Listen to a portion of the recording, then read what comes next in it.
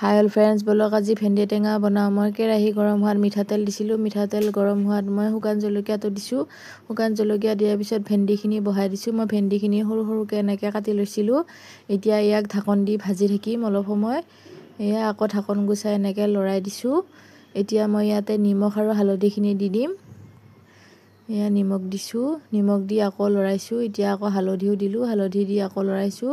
আৰু মই নেমু এটা পূৰা লৈছোঁ ৰস। এটা নেমুৰ ৰসখিনি গোটেই ওলাই লৈছোঁ। এতিয়া মই আকৌ ঢাকন দি ভাজি আছিলোঁ। এতিয়া মই ৰসখিনি ইয়াতে দি দিম।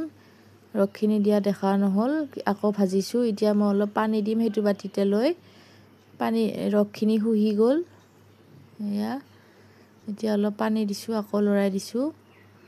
আৰু অলপ পানী দিম মই, শুহি যাব তেতিয়া আৰু ভেন্দিখিনি ধুনীয়াকৈ সিজিও যাব।